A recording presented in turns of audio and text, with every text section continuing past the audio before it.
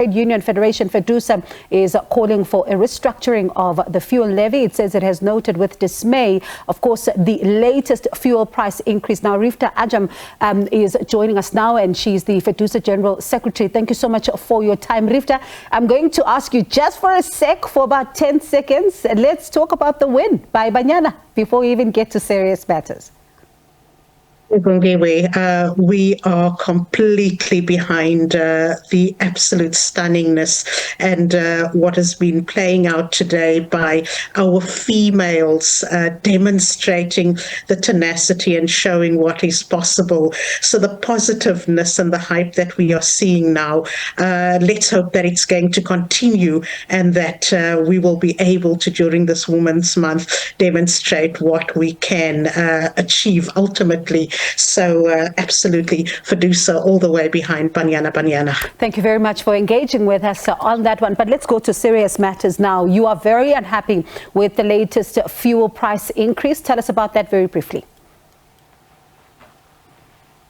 Oh, absolutely, Bongiwe. And it puts such a bitter taste in the mouths of South Africans after this tremendous victories that Banyana has had. But these are the realities on the floor. And unfortunately, the timing of this particular increase comes about when the average South Africans are reeling. They have absolutely no further disposable income on the back of inflation, on the back of electricity increase. So ultimately hitting the poorest of the poor, hitting workers who are spending so much of their income on transportation costs. And we will simply be rejecting this with absolute determination that it deserves, because government is absolutely indirectly saying that it simply does not care about the workers, it simply does not care about the poor, and at the same time simply does not care about the plight of employers at the same time,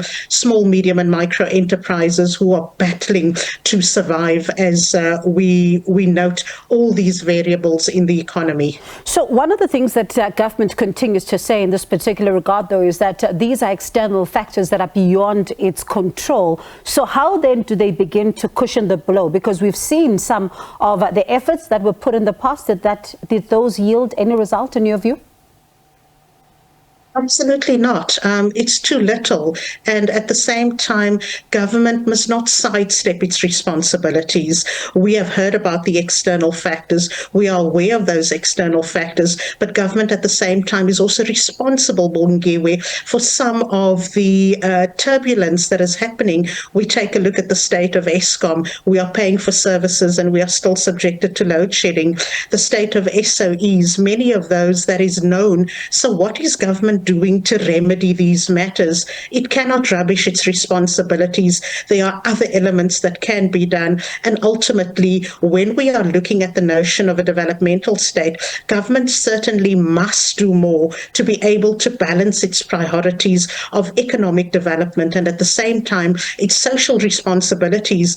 Because when you look at what the increases in real terms mean, it ultimately means that a 71-cent increase in the cost of paraffin is hurting the poorest of the poor. It is hurting those that simply do not have the means. Ultimately, we take a look at the cost of diesel, which has a direct knock-on effect and a spiraling impact on the transportation costs, ultimately looking at an increase in goods and services, and equally so the cost of goods and services and prices of basic commodities, and albeit the transportation costs that workers have to endure. So why is government failing in its responsibilities when last year we had made the same call? A task team was established, but absolutely little has come from that task team. So the question Fedusa asks, is government contributing towards perpetuating poverty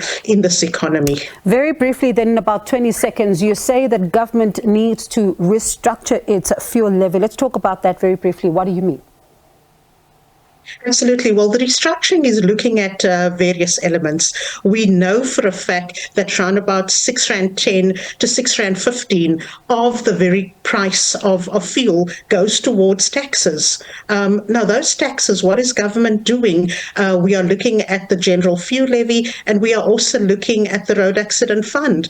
Now, when you take a look at the paradise of potholes that we have in South Africa, what respite do we have? When we take a look at the maintenance, what respite do we have? And the road accident fund in itself, poorly maintained, poorly managed. So what joy do we get out of this process? We are equally saying that we had called for a review of the retailer's margin, where last year the Minister of Finance had indicated that the review of this particular structure could bring about something like 86 cents reprieve, but we have simply not seen any movement in that regard, because we know that the price and the increases in the cost of fuel has a tendency to chase the fuel sales. So the higher the price, the greater the profit margins.